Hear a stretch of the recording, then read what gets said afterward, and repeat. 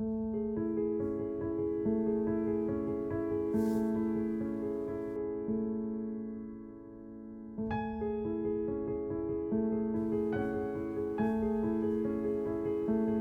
human body and its connections to an outer, unstable world have been on my mind for quite a while now.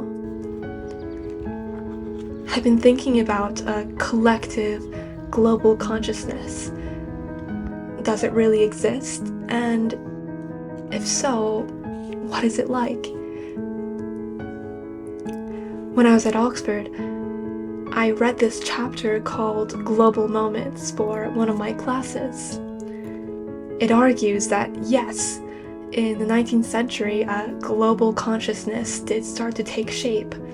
It was this mental revolution sparked by new technologies and educational systems. The chapter lists these major turning points. The Russo-Japanese War, World War I, the 1929 economic crisis, for example.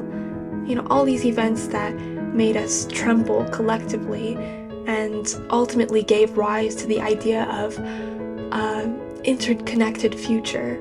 Even now, I'm very taken by this concept, a joint future. In a way, it scares me because I'm not immune. Whatever happens here will affect me deeply. I won't be spared. But at the same time, there's something weirdly comforting about being part of a larger wave. As if the pain I feel is not entirely personal, but planetary.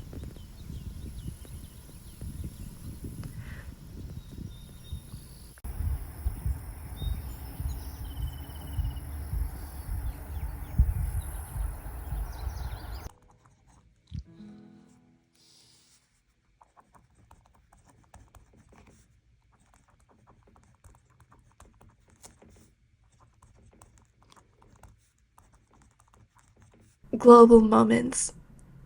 What a strange term. Why do we only call the moments global when the world shakes? What about all the moments in between? The moments where people quietly try to hold it all together. I think this is what makes me so curious about the work of doctors. Not to go on a tangent, but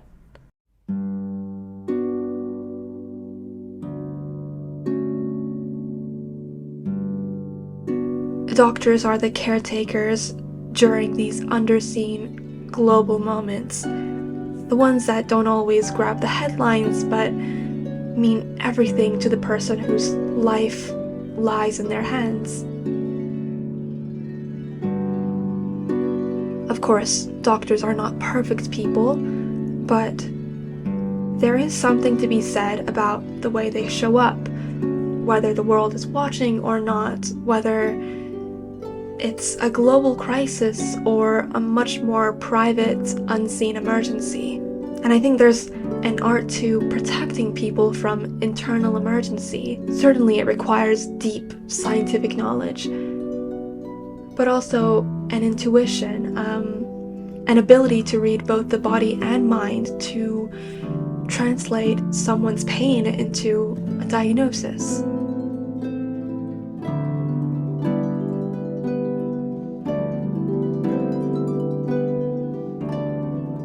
The other day I was thinking about this, and it occurred to me that so much of life runs on silence.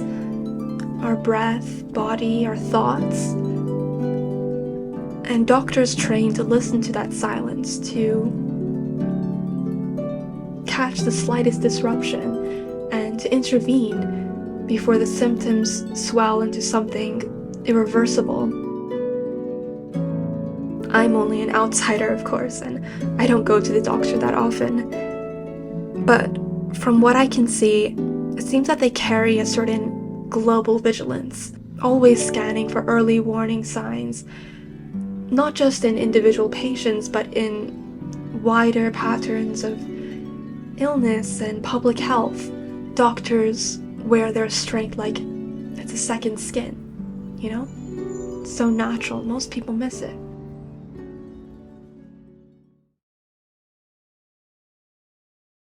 When I graduate college, I wish to be the same. Not a doctor, of course. I don't have the talent for science. But I wish to be a healer through writing or art or a combination of the two. It sounds so cliche when I say that aloud. But inside, I know there's no better way to put it. The goal is to work for everyone in the world. To say, hey, I'm here for you. With one hand extended to catch the other.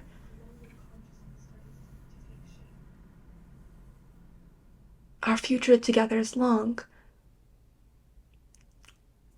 and there's a lot to look forward to.